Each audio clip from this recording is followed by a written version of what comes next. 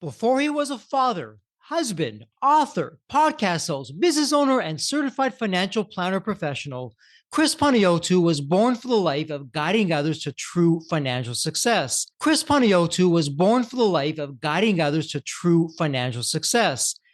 Chris Panagiotu, otherwise known as the Cap in Capitalize, was introduced to investing at the tender age of 10. Fast forward to 18, and he accepted an internship at one of the largest wirehouses firms in the world, UBS. After 3 quick years of college at the University of Oregon, something was not sitting right with him, so he joined Morgan Stanley for a short stint where he quickly realized corporate life was not in his wheelhouse. Chris was extremely blessed to have discovered Lucia Capital Group, and in 2015, he began his journey to grow what is now his business, Capitalize Your Finances LLC. In his nearly 7 years at Lucia Capital Group, Chris built his practice from scratch, going from $0 to nearly $100 million in a time span. Today, Chris proudly runs his financial planning business, Capitalize Your Finances LLC, located in Furcrest, Washington, roughly 5 minutes from where we grew up, and the Cap in Capitalize's journey began. Chris is a certified financial planner and a certified and chartered retirement plan specialist. Chris holds his Series 7 and Series 66. In 2020, Chris was recognized as a 5-star wealth manager by the Seattle Times. The Cap in Capitalize is not your average financial advisor or financial planner by any means. Chris is the original capitalizer and is absolutely obsessed with profoundly understanding what there is to know about his passion. This translates to a striving push to perfection for client outcomes. And although there's no such thing as a perfect, a capitalizer does not need to justify their knowledge with big words from Wall Street, complicated graphs, charts, or talking over people. A capitalizer wins based on loyalty, stewardship, unwavering commitment to their family, friends, clients, and colleagues, which results in the overall growth and positivity within the capitalizers community. Outside of the office, Chris hosts the podcast Capitalize Your Finances, as well as a keynote speaker on a variety of topics such as financial advice, financial planning, sales, health and wellness, and comprehensive life coaching. And before we start this episode, a quick word from our sponsor, Deep Wealth, and the 90-day Deep Wealth Mastery Program. Here's Jane, a graduate, who says, and I quote, "The Deep Wealth Mastery Program prevented me from making what would have been one of the biggest mistakes of my career.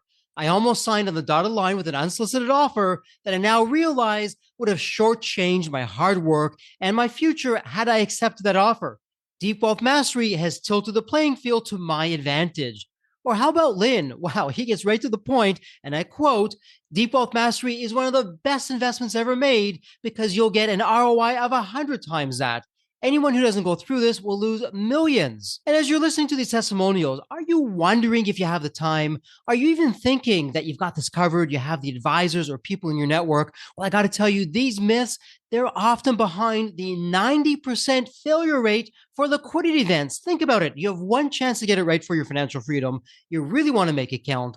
And when it comes to time, let's hear what William has to say. We just got in this testimonial. William says, and I quote, "I didn't have the time for Deep Wealth Mastery, but I made the time and I'm glad I did. What I learned goes far beyond any other executive program or coach I've experienced." So what do you think? As I hear that, that's exactly what gets me out of bed every day. That's my mission. That's the team's mission here at Deep Wealth, to literally change the social fabric of society, one business owner at a time, one liquidity event at a time. And my Deep Wealth Nation, what I want you to know, the Deep Wealth Mastery Program, it isn't theory. It's from the trenches. It's the only one based on a 9-figure deal. And that deal, that was my deal. You know my story. I said no to a 7-figure offer. I created a system that later on, myself and my business partners, we said yes to a different buyer, a different offer, a 9-figure deal. That's what we now call the Deep Wealth Mastery Program, or the Scale for Ultimate Sales system. It's from the trenches. It's built by business owners for business owners. So if you're interested in growing your profits, for preparing for a future liquidity event, and that may be 2 years away, it could be 22 years away, whatever the time may be, you want to do this now, and you want to optimize your post-exit life. Deep Wealth Mastery is for you. To get started, email success@deepwealth.com.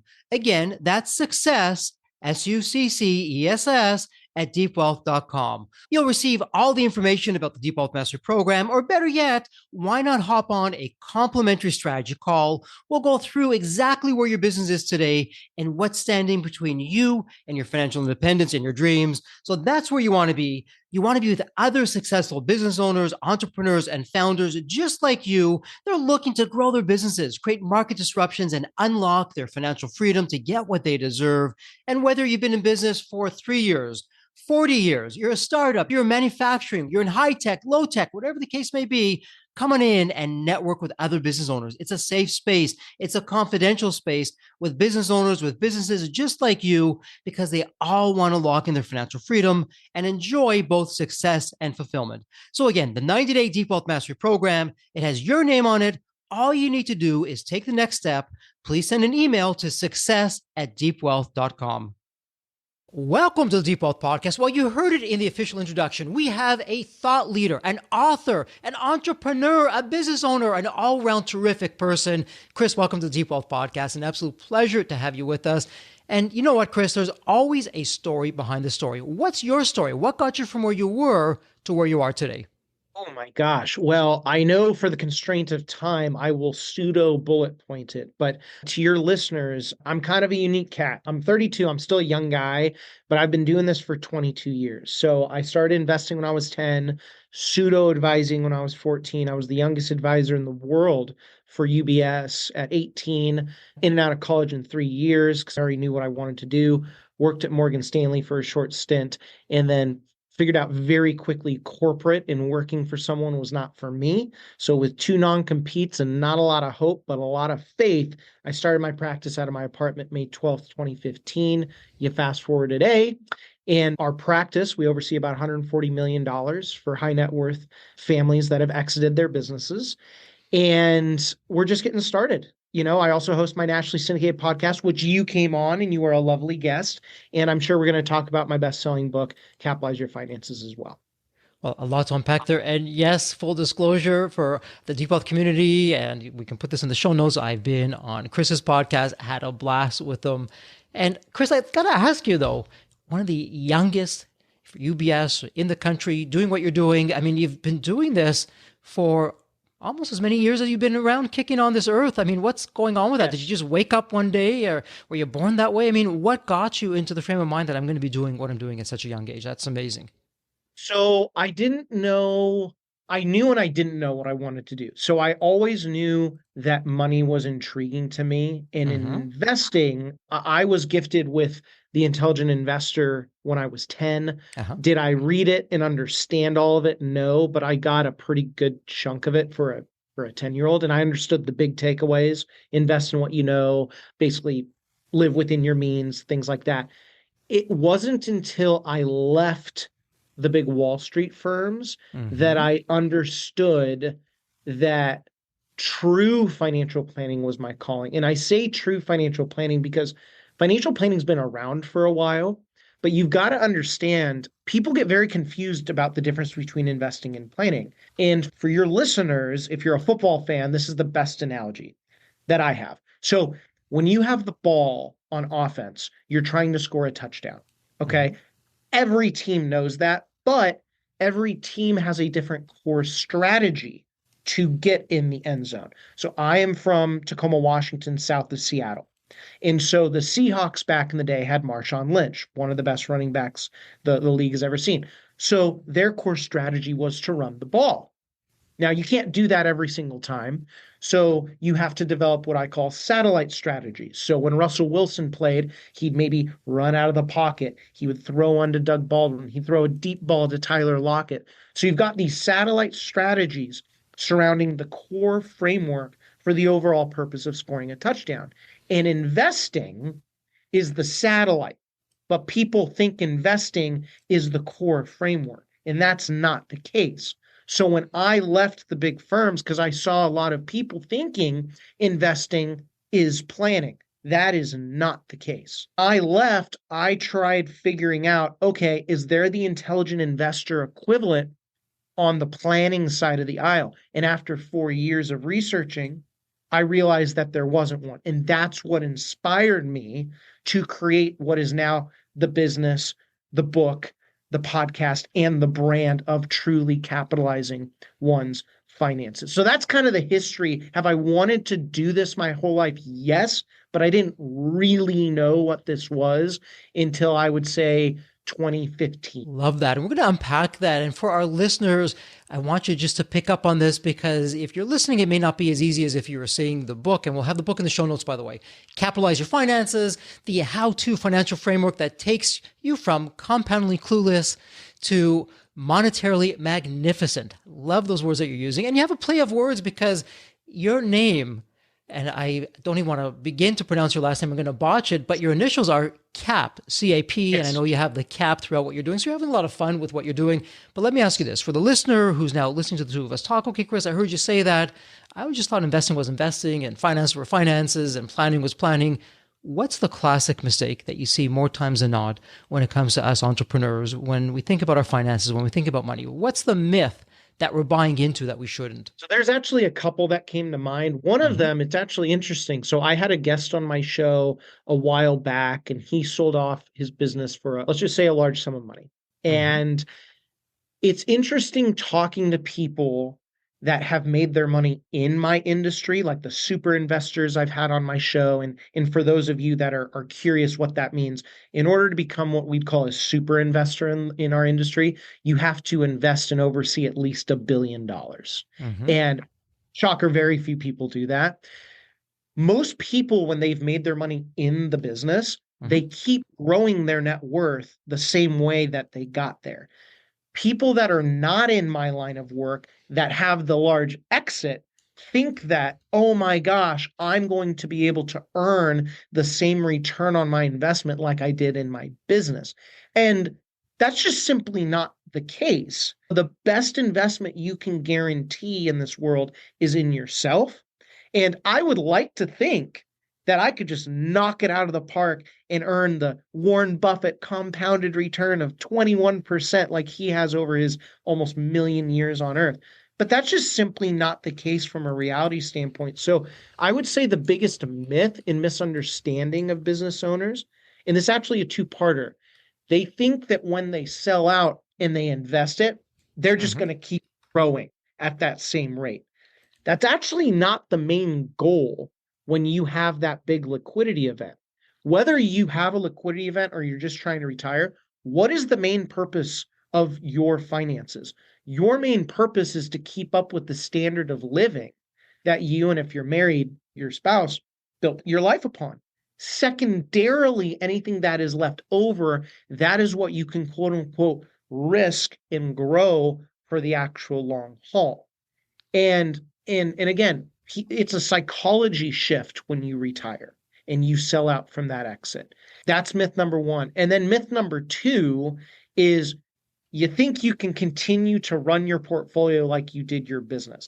I have met so many previous owners that are phenomenal stewards of their business, but they are not phenomenal stewards of their wealth. And that's where obviously I come in and help out. But people miss the boat on that. And I don't know Chris, why. Yeah, you know what? It's so interesting. You're saying the same things that we say here at Deep Wealth, just in a different way. In our Deep Wealth Mastery Program, otherwise known as the Scale for Ultimate Sales System, we actually start at the very end, but that's the beginning for us. So we have the 9-step roadmap. The 10th step, which is really the first step, it's your post-exit life. And to your point, one of the classic cardinal myths or mistakes that entrepreneurs believe after they exit and the post-exit, it's my responsibility. I've got to figure out how I'm going to be my own investment portfolio manager. I've got to know what's going on. If I don't do that, then there's something wrong with me. And for most entrepreneurs, for most post-exit entrepreneurs, that couldn't be furthest from the truth. Find someone else to do that. It maybe doesn't inspire you. It doesn't get you excited. And truth be told, you're probably not really good at it. Let someone else who does this day in, day out, do that for you. So let me ask you this. And again, I'm going to go back to the book and we're going to go back to what you're doing. In your book, I love how you just broke things out and you really have 4 sections. You kept it really simple. Okay, let's talk about your finances today, section 1. Let's talk about your finances tomorrow, section 2. And then we're going to capitalize your retirement, section 3, and then your legacy, section 4. So it's really the life cycle of what's going on there. So Chris, as a business owner, a post-exit entrepreneur, or maybe my exit's 20 years away, regardless of what's going on, I come to you. I start working with you and the team. What's your secret sauce? What's your methodology of what we're doing in the early days to make it for me, a set it and forget it while you and the team behind the scenes are doing what you do to get some terrific results? What does that look like? So if someone comes to me 20 years out, which a lot Uh-huh. of people think, okay, in theory, that's a long ways away, which Mm-hmm. I mean, yeah, it is. So a lot of people assume, oh, I don't need to plan my exit. That's a lie Mm-hmm. because a lot of people keep reinvesting into their business and all that. I would actually say overall, regardless if you're 20 years out, 2 years out, anything in between, investments come and go, but the strategy remains the same.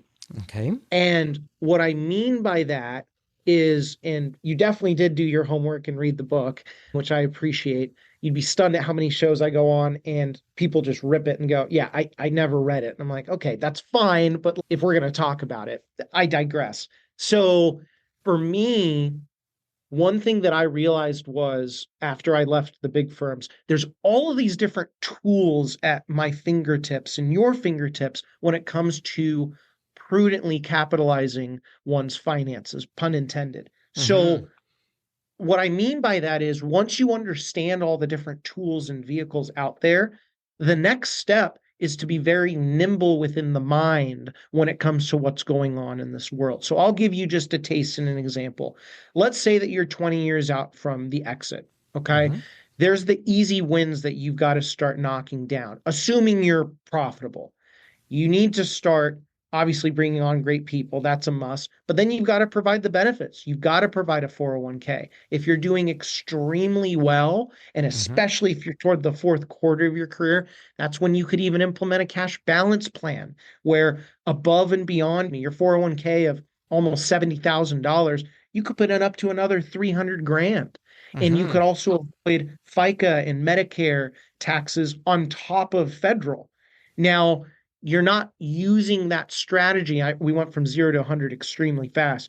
Mm-hmm. A cash balance plan isn't necessarily designed to grow your net worth from an investment perspective because it kind of is a pension, Mm-hmm. but you're earning the return on the taxes you're avoiding.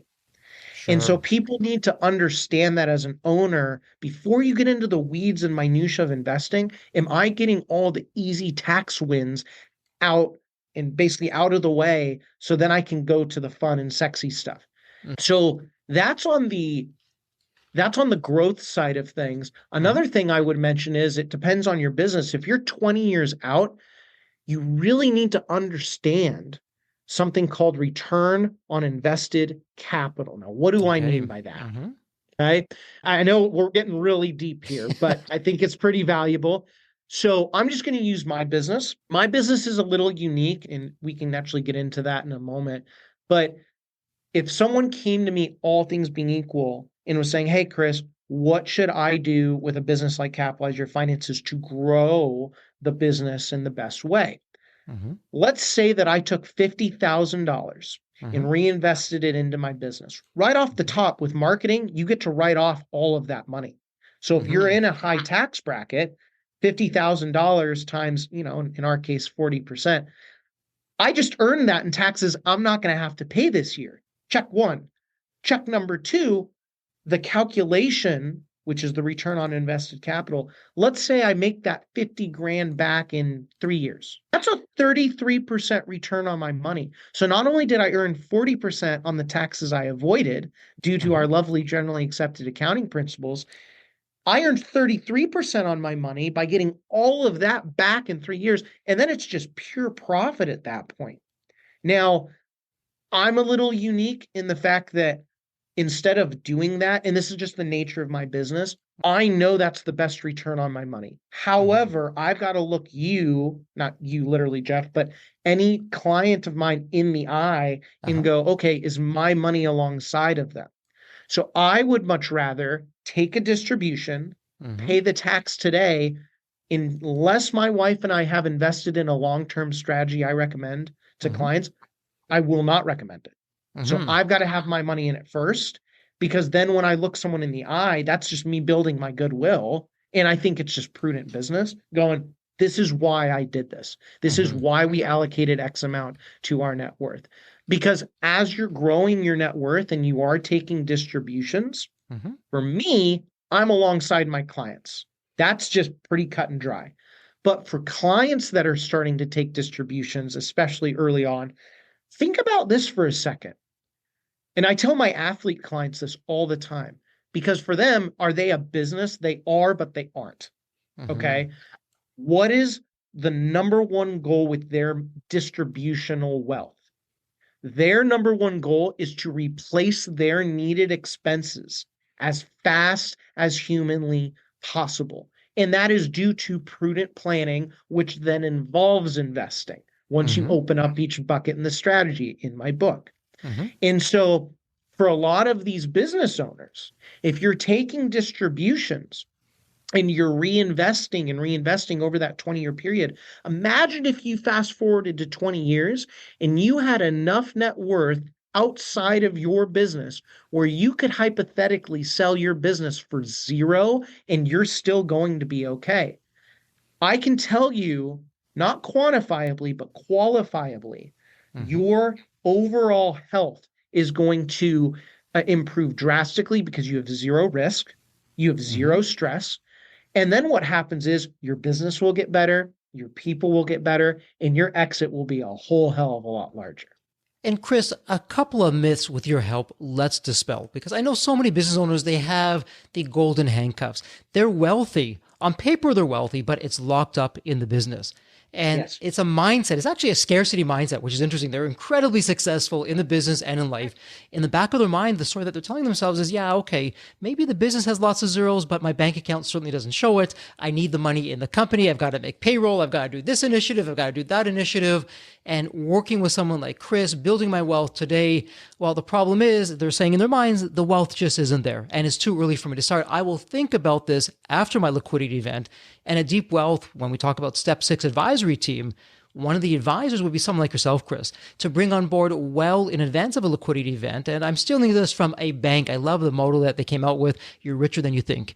And absolutely, we're all richer than we think. We just don't realize it. So for that listener who's saying, Chris, you sound like a terrific guy. You and the team, what you're doing sound amazing.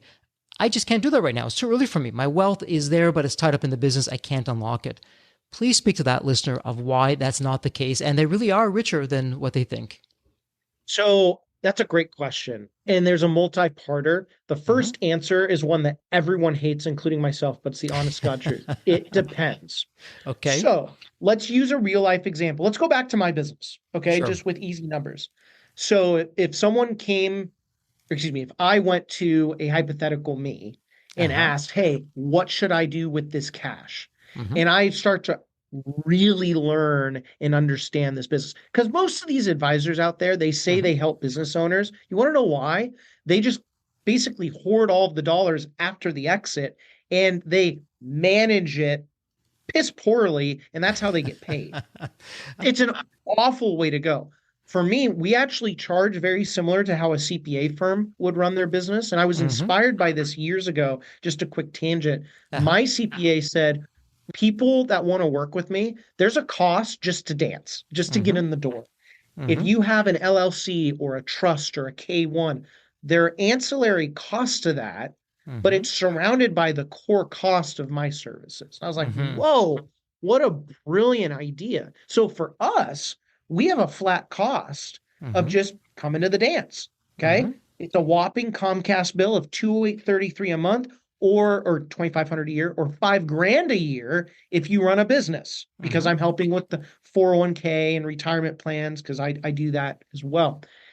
And frankly, that's a drop in the bucket for a lot of people we're talking to. But the reason why I do that is let's say that in their best interest, it makes sense to take that 50 grand hypothetically and reinvest it to get a better return on their invested capital.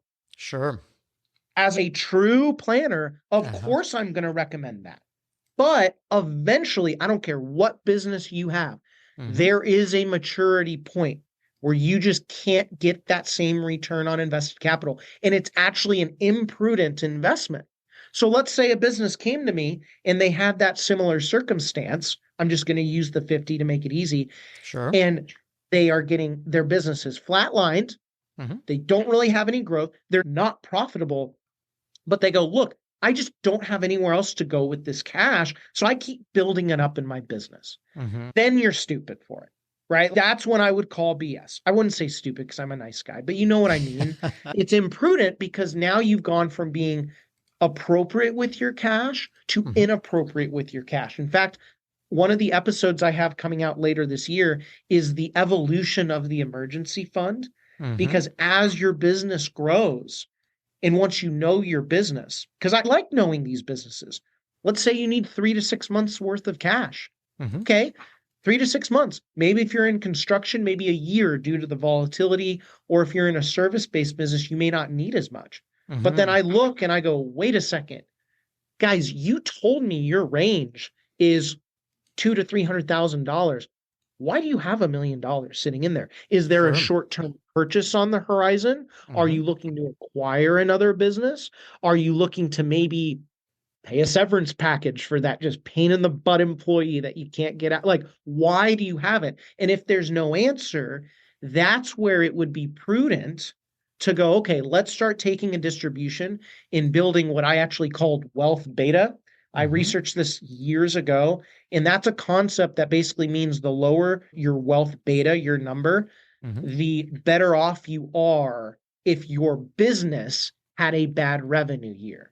Okay. So you're going through all these things. I love that. And so for the business owners, what you're hearing, and Chris, I got to be honest with you, I was not born like yourself with that really smart financial outlook. I've always ensured I'm not the smartest guy in the room because I'm not. And I want to be with people who are smarter than me on the finance side. And I've looked to them to really lead the way. But for our listeners, whether you followed Chris 100%, or maybe you were like me and it was only just a little bit of what you're following with those complicated strategies, at least for me, the takeaway is you are a lot richer than you think. Why not have someone like Chris today begin to figure out where are you today? And by the way, when it comes to your post-exit, if it's 2 years from now or 20 years from now, life is different because you don't have the business income coming in, but you still have your expenses. What's that gap? What does that look like? What do you need? And I wanted to spell another myth with you, Chris. And it's 2 words that both begin with A. It confuses a lot of people. It's called asset allocation. And you know, what's interesting about asset allocation, to me, that is the secret sauce to do really well with your portfolio or with your investment advisor, wealth advisor, whatever the case is going to be, because everyone's different. You may have a higher risk tolerance than I do, so your asset allocation is going to be different. You're going to have things slated more towards risky things, and maybe I won't. So for our listeners out there, why should they care about an asset allocation, and what are you and the team doing to get it just right for the asset allocation? So you are going to maybe love what I'm about to say, and I'm going to ruffle some feathers.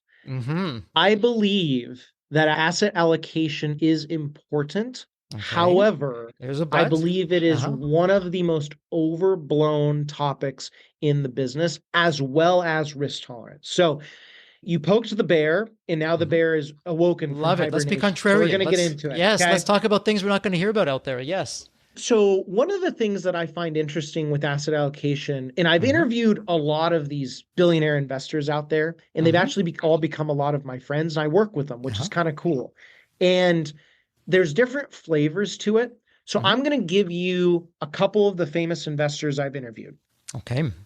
So Monish Pabrai is one of the greatest investors most people outside of the business have never heard of. He has, I'll just say it, he's got the cojones. He has the conviction. He doesn't need a ton of businesses. And he's a believer of the 10 by 10 method, meaning you take 10 businesses, you spread them out 10% of the portfolio, and then you just let them do business things. Okay. That's his direct quote. Then you've got a hedge fund manager out of Switzerland who's become a dear friend of mine, Guy Spear. Guy Spear is more of someone where I don't think he can stomach that same type of volatility that Monish is doing. I'm not saying he's better or worse. He just knows his framework. So he might have 15 to 20 businesses. And then Gautam Baid out of Atlanta, Georgia, he will not ever under any circumstances have more than 5% of his portfolio in one company. If that gets to that point, he sells off the top and then he looks to redeploy because he can't stomach it. So here's my thing. All of these people that I mentioned are investors. They're not planners. So for the purpose of a plan, asset allocation is bogus because it comes down to how you actually locate your dollars throughout the framework, throughout the strategy. Once those dollars are located accordingly, then what happens is you break open each box of money within the framework, according to my book and my class. And then that's where the risk tolerance and asset allocation actually come into play. So, for example, let's make it super easy. Absolutely. And now I'm going to use you. You come to me, Jeff, and you sold your business for $10 million. Okay. Okay.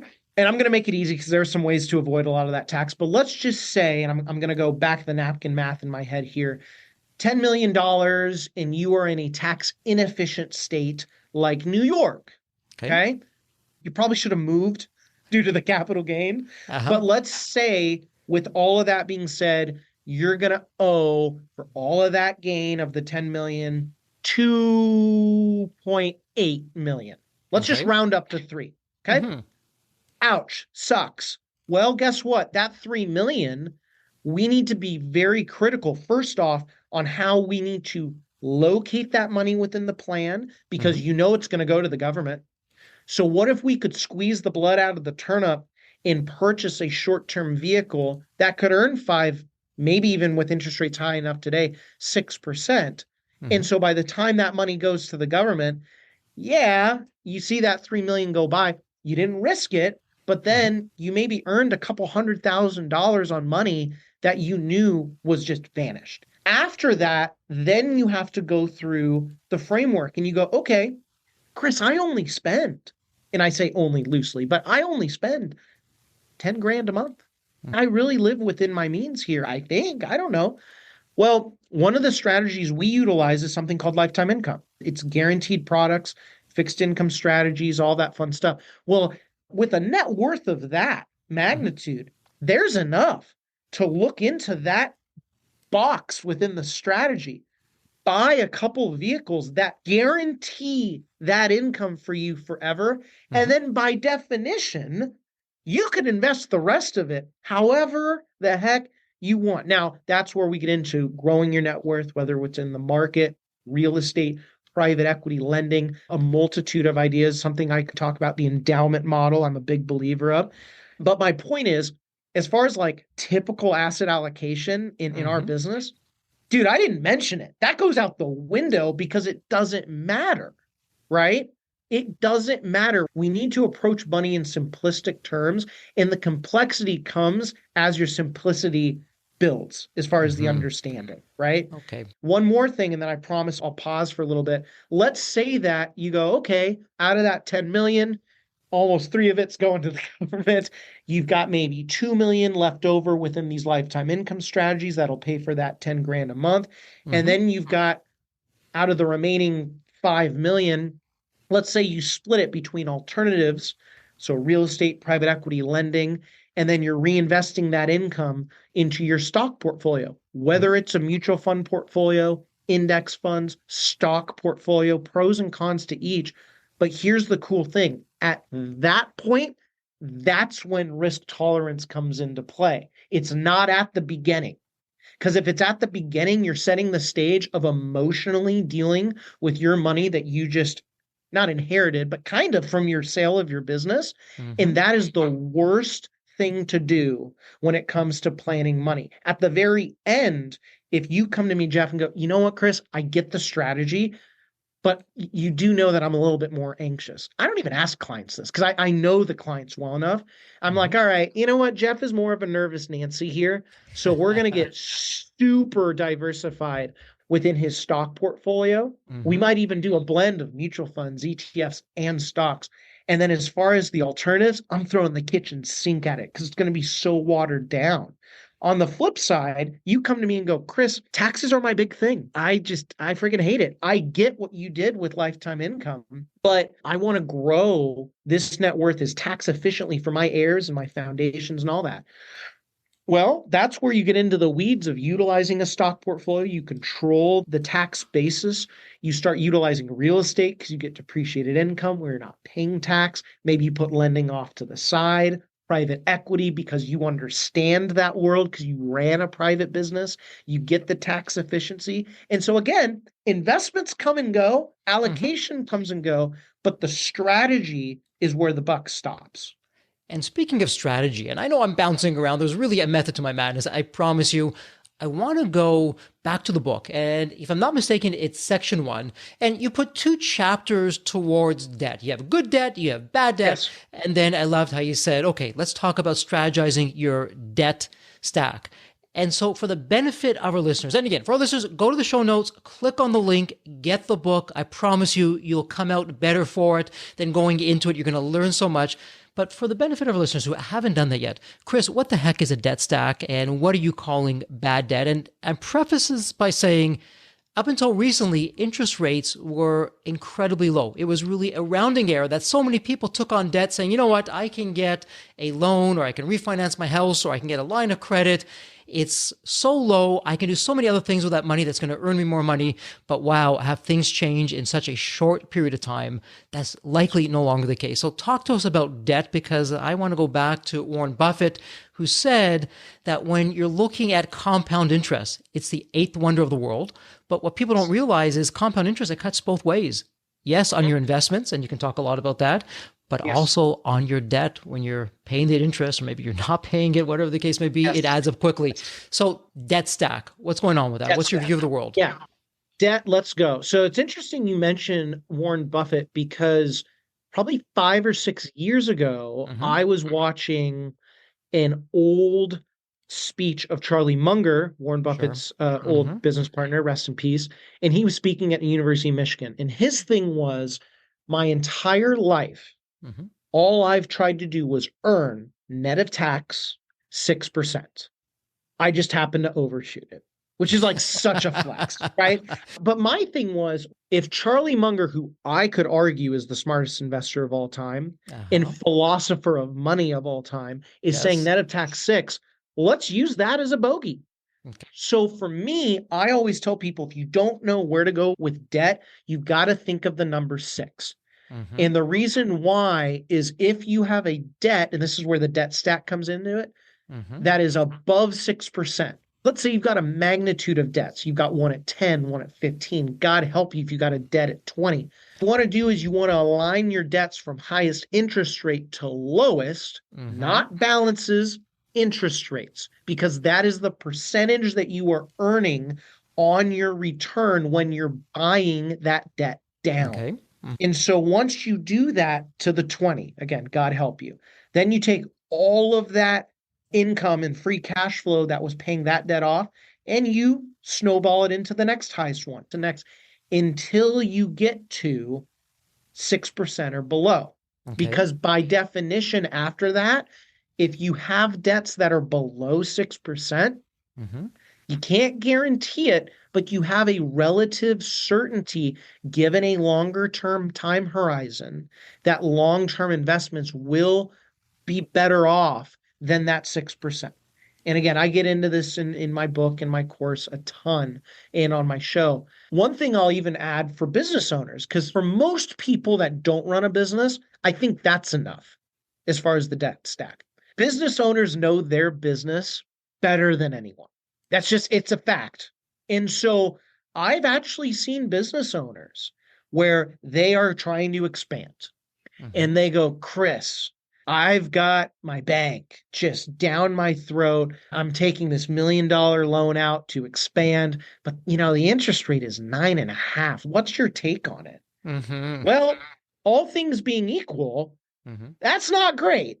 However, if you could take that million and earn it all back in 3 or even 5 years, that's a 33% or 20% if it's 5-year return on your investment. You just took 9.5% money to basically earn a 20. You just earned a spread. That's what we call capitalizing the spread of 11.5. That's actually a prudent investment. And you can't guarantee it. So that's why I say all things being equal, you want to pay that 9.5 off as soon as humanly possible, or not even take it in the first place. But if you know your business debt can be an extremely valuable tool to growing your net worth and then just building your exit to be that much greater. Okay, so a lot to unpack there. So for the listener who's more on Jeffrey's side of the fence here, okay, kind of hearing you, Chris, with that, but kind of not. Some of it's really going over my head. What would be the simple narrative? In a sentence or two, what would that mean for a listener like Jeffrey? Simple. If you have a debt that is higher than 6% or debts, order them from highest interest rate to lowest, take all of your free cash flow, pay off that highest one, keep snowballing that down into the next highest. Once you have debts that are 6% and below, instead of paying off all of those, it would be more prudent to take that free cash flow and then invest that for the long haul, whether it is in your business, in a 401k through your business, or taking distributions and diversifying. Love that. And again, for our listeners, yet another terrific case in point from Chris, the cap man himself, of, hey, why not let someone worry about this for you? You have some excess cash flow, terrific. Sure, you could put this down towards getting rid of some of that debt if it's below 6%, but you know what? You can probably make more money if you work with me. No guarantees, of course, but you can probably make some better money, better returns when you have a professional working behind the scenes with you to get that done. And I want to just round things out here. We're going to have to, unfortunately, go into wrap-up mode shortly. But before we do, so we've bounced around. We've been in section 1, today's finances, section 2, tomorrow's finances. This is all in the book. Again, go to the show notes, click on the link. It's all there.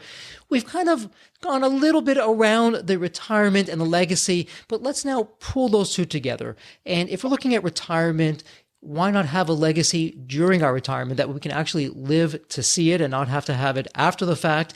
Between you and me, Chris, when very sad, you go to these funerals and your heart goes out to the family for the passing of a loved one. You hear all these people give these incredible eulogies.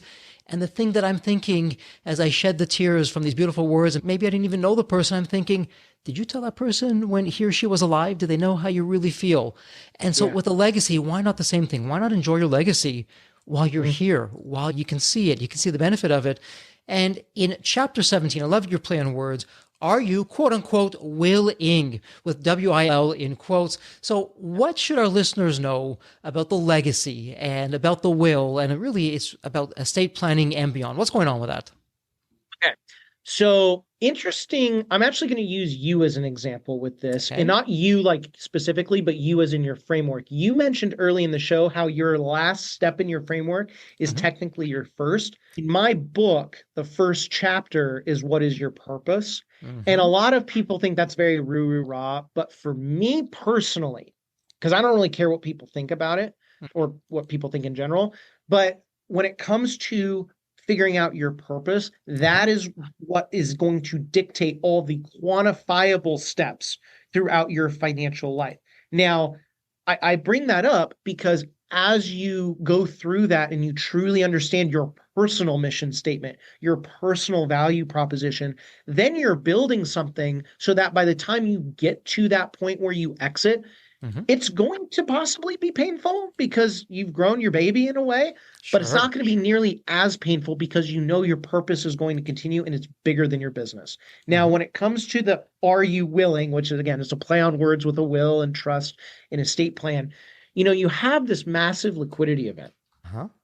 And a lot of people think, okay, what do I do with it?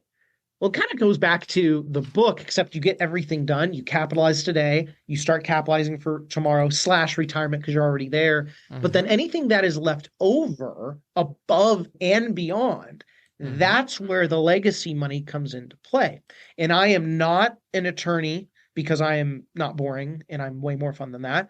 But when it comes to... No offense to all the attorneys who are listening. No offense to all the attorneys, right? And all of my buddies that are attorneys know that, right? I'm like, dude, I would be fired so fast if I was an attorney. But when it comes to legally setting things up, again, the best investment you can guarantee other than yourself is the taxes you avoid. And so let's say that you have a liquidity event that's, let's say in the 10s, 20s and beyond. Sure. And let's say that one of your biggest things is giving your heirs, whether it's your kids, grandkids, great-grandkids, a true legacy of worth. Well, there's a ton of ways to skin that cat. whether it's setting up an irrevocable life insurance trust. Because what's going to happen, let's say you're worth 30 million, one of my larger clients.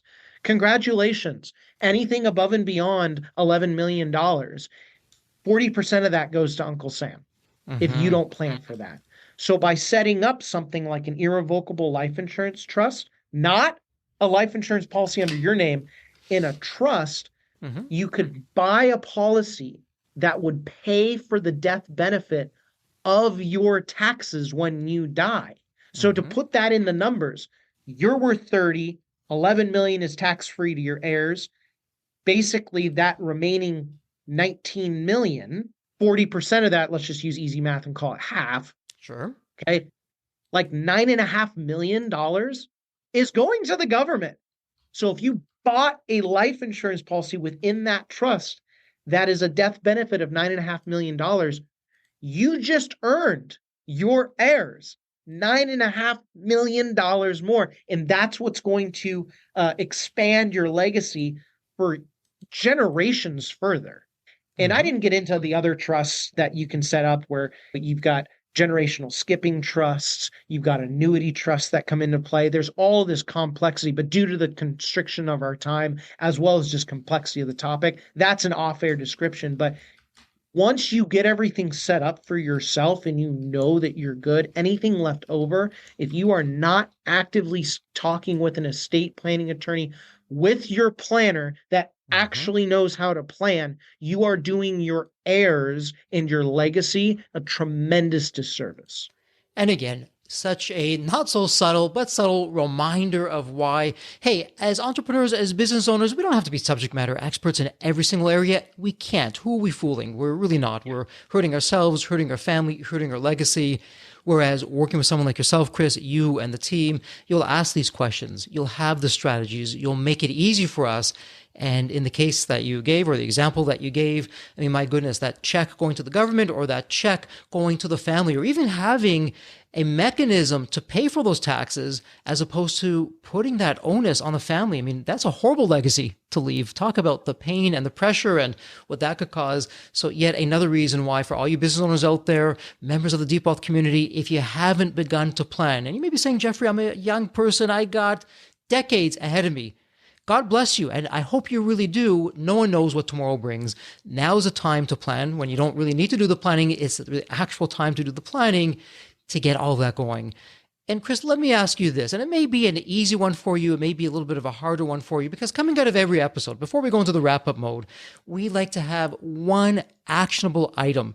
Even better yet, it's a low-hanging fruit, low effort, high impact. We've talked about a lot today. And for a listener who's coming out of this, wow, there's so many things here. Where do I start? Where do I begin?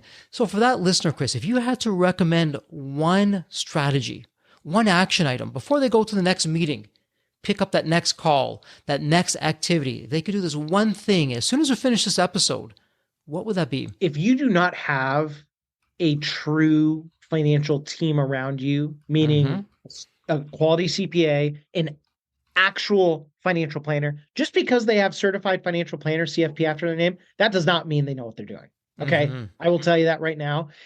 So if you have your team of a CPA, a quality certified financial planner, not advisor, planner, a quality estate attorney, and your business attorney. If you don't have that, you need to fill that roster now. That is the big action item. Terrific. Actionable advice. And you know what? I'm going to take another quote. Maxwell Maltz, absolutely love it. We embrace this in the Deep Wealth Mastery Program. When the team works, the dream works. And Chris, you're really taking it off the same page as we are, because our thesis is Deep Wealth, and it's not a thesis, it's a fact.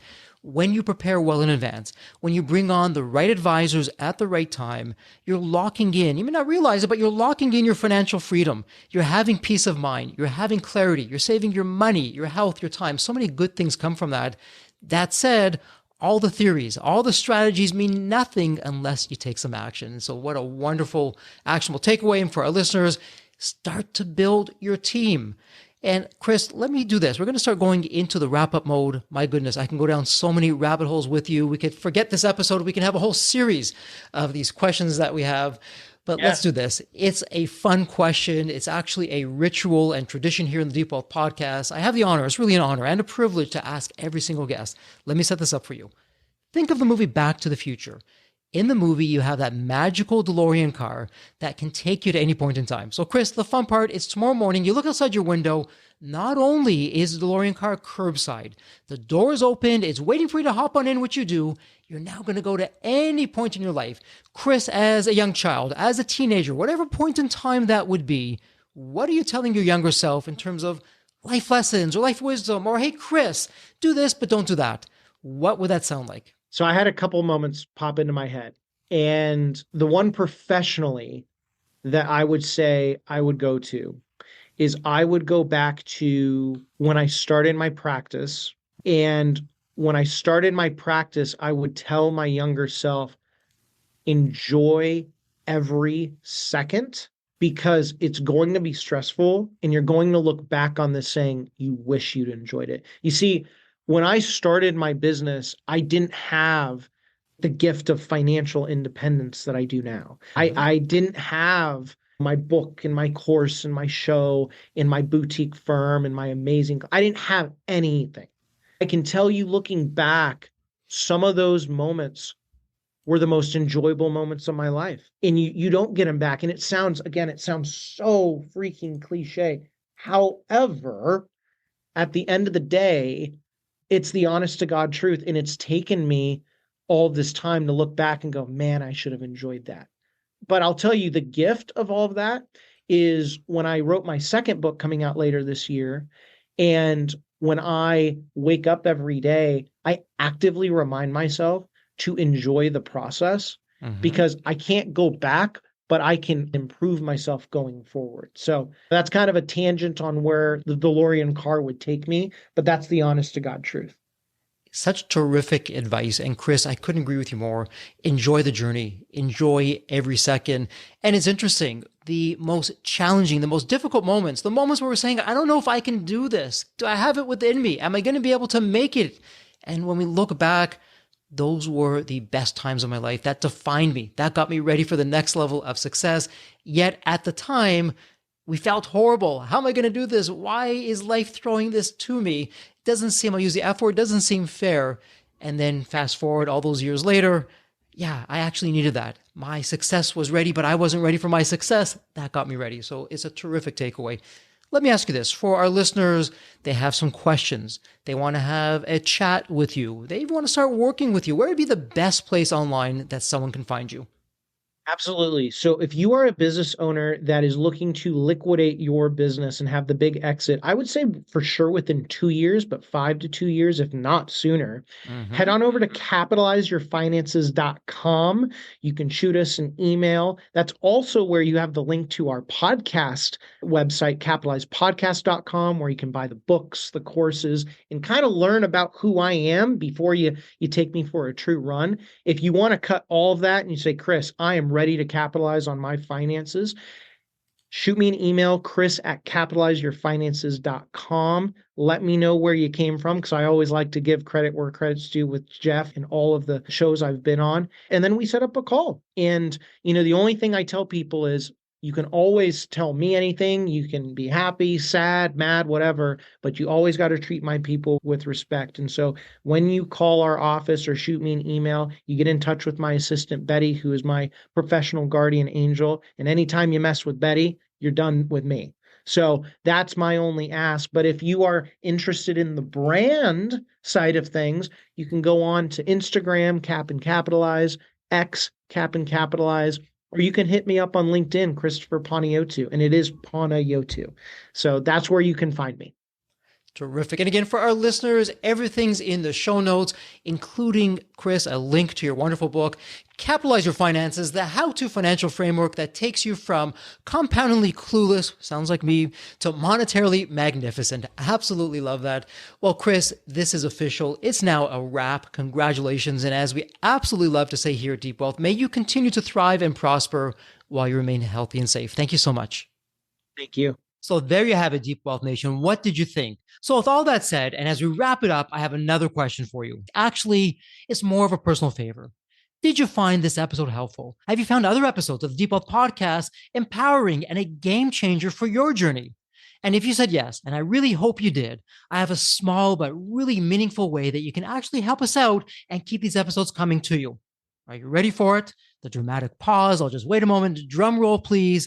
Subscribe. Please subscribe to the Deep Wealth Podcast on your favorite podcast channel. When you subscribe to the Deep Wealth Podcast, you're saving yourself time. Every episode automatically comes to you. And I want you to know that we meticulously craft every one of our episodes to have impactful strategies, stories, expert insights that are designed to help you grow your profits, increase the value of your business, and yes, even optimize your post-exit life and your life right now, whatever you want that to look like. And every time you subscribe and a fellow entrepreneur subscribe, it's a testament to how together, yes, we are changing the social fabric of society. One business owner at a time, one liquidity event at a time. So don't let the momentum stop here. Subscribe now on your favorite podcast channel. You'll never miss an episode. You'll be the first to hear from the top industry leaders, the innovators, the disruptors that are really changing and shaping the business world. And maybe you're commuting, maybe you're at the gym, maybe you're taking a well-deserved break that we spoke all about on this episode. The Deep Wealth Podcast, it's your reliable source for the next big idea that could literally revolutionize your business. So once again, please hit that subscribe button, stay connected, inspired, and ahead of the curve. And again, your next big breakthrough moment, it might just be one episode away. Maybe it was even this episode. So all that said, thank you so much for listening. And remember, your wealth isn't just about the money in the bank. It's about the depth of your journey and the impact that you're creating. So let's continue this journey together. And from the bottom of my heart, thank you so much for listening to this episode. And as we love to say here at Deep Wealth, may you continue to thrive and prosper while you remain healthy and safe. Thank you so much. God bless.